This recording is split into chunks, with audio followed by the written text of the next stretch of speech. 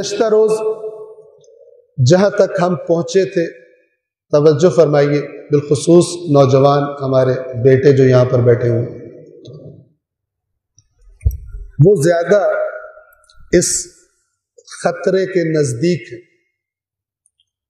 کیونکہ جو بڑے ہو گئے ان کے نظریات پختہ ہوتے ہیں، تبدیل کرنا آسان نہیں ہوتا، چاہے کوئی برا نظریہ اپنایا ہو تب بھی تبدیل کرنا آسان نہیں ہوتا، اور چاہے کوئی اچھا نظریہ عقیدہ اپنایا ہو تب بھی بڑوں کا کے اندر تبدیلی لانا کوئی آسان کام نہیں ہوتا۔ جب وہ کوئی ایسی بات سنتے ہیں جو انہوں نے پہلے نہیں سنی ہوتی، وہ سمجھتے ہیں کہ میری عمر کے اتنے سال گزر گئے، یہ نئی بات کہاں سے آ گئی۔ لیکن نوجوان دشمن بھی، شیطان بھی، اور شیطان جب بھی میں کہوں یاد رکھیے گا، شیطان سے میری مراد کیا ہوگی؟ جو قرآن نے بتایا، من الجنۃ والناس، جنہ نظر نہ آنے والے، اور ناس یعنی انسان۔ شیطان وہ بھی ہوتے ہیں جو دکھائی نہیں دیتے، اور شیطان وہ بھی ہوتے ہیں جو دکھائی دیتے، ہمارے آس پاس انسانوں کی شکل میں موجود ہوتے ہیں، لیکن ان کی ہر بات اللہ سے دور کرنے والی ہوتی ہے، دین کے بارے میں شکوک و شبہات ڈالتے ہیں، برائی کی دعوت دیتے ہیں، اچھائی کی محفلوں میں جانے سے روکتے ہیں۔ اللہ تعالیٰ ہمیں تمام شیاطین من الجنۃ والناس کے شر سے محفوظ فرمائے۔ ہم نے عرض کیا تھا کل کہ آج کا ملحد، ایتھیسٹ،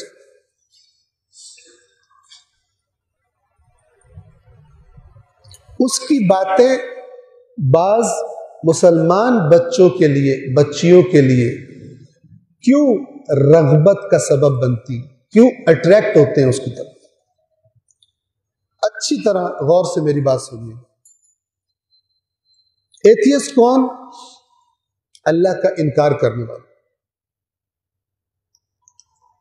سب سے پہلی بات تو یہ یاد رکھیے کہ اس روئے زمین پر پہلے ملحد کہے، مادہ پرست کہے، یا مثلا ایتھیسٹ جو کہا جاتا ہے وہ کہیں، تھوڑے بہت فرق ہوں۔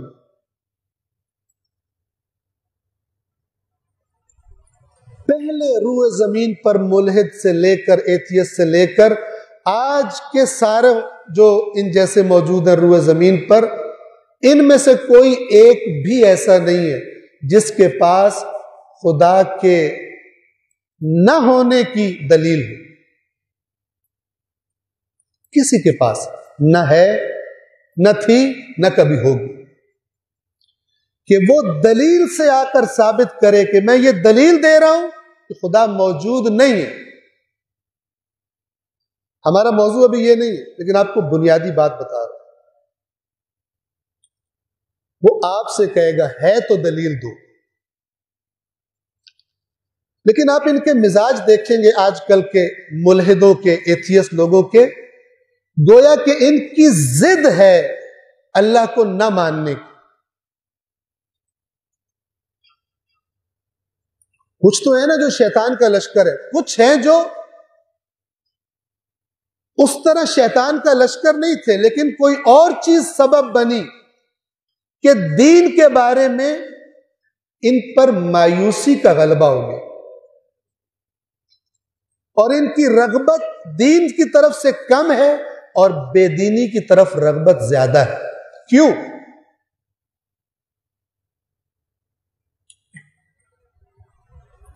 ان کی اس بات کے پیچھے، ان کی اس ضد کے پیچھے کوئی ٹھوس عقلی دلیل، عقلی استدلال وجود نہیں رکھتا۔ عرض کیا میں نے، پہلے سے لے کر آج والے تک، اور آج والے سے لے کر قیامت تک جو آئیں گے، کوئی دلیل نہیں ہے اللہ کے نہ ہونے کی ان کے پاس۔ آج کے ملحدوں کی اکثریت کا مسئلہ کچھ اور ہے، اس کی طرف توجہ فرمائیں۔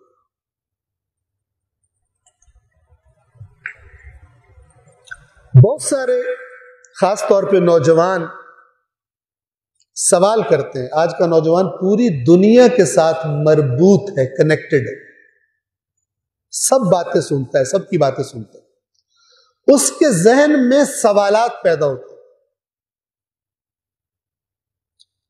اور ان سوالات کے اگر صحیح عقلی عاقلانہ جواب اس کو نہ ملے جو اس کی عقل کو مطمئن کر دے، تو آہستہ آہستہ جو دین اس کو سکھایا گیا ہے، جو ایمان جس کا نام اس نے ایمان رکھا ہوا ہے، وہ گلنا شروع ہو جاتا ہے، ختم ہونا شروع ہو جاتا ہے،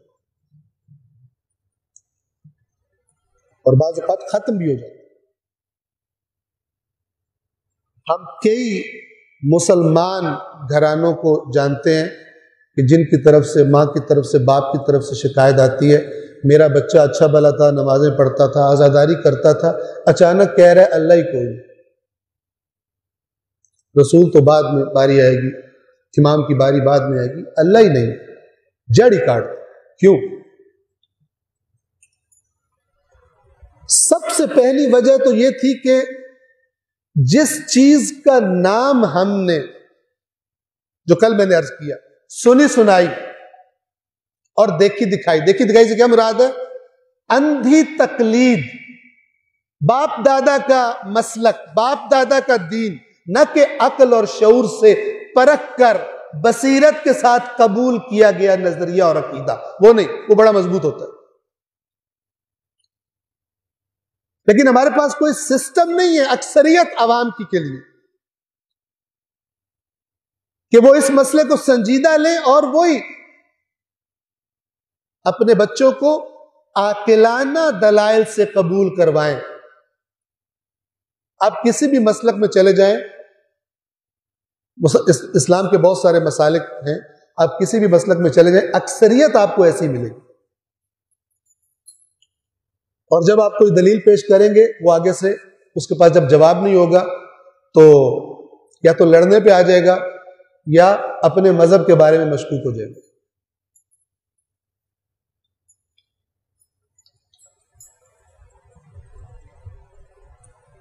ایک ویڈیو کلپ شاید آپ نے دیکھا ہو، میں مسلک کا نام نہیں لیتا، لیکن ایسا مسلک کہ جو اپنے آپ کو قرآن مجید کا باقی سب سے زیادہ وارث اور قریب سمجھتا ہے، ویسے تو سارے ہی دعویٰ کرتے ہیں، تو وہ بھی یہ دعویٰ کر رہے تھے۔ ذرا اس کی بات سنیے گا کہ کس طرح ہدایت کے دروازے اور اصلاح کے دروازے بند کر دیے گئے بزرگ پرستی میں۔ یہ الفاظ بول رہے تھے، کہہ رہے تھے کہ اگر اس پر فخریہ انداز میں بتا رہے ہیں، وہ جو میزبان بیٹھا ہوا جس سے گفتگو کر رہے ہیں، اس اپنی جہالت کو اور اس اپنے ظلم کو اور اندھے پن کو فخر کے طور پہ بتا رہے ہیں کہ ہمارے مسلک کا یہ امتیاز ہے۔ کیا امتیاز ہے؟ کیا ڈسٹنکشن ہے؟ کیا چیز قابل فخر ہے؟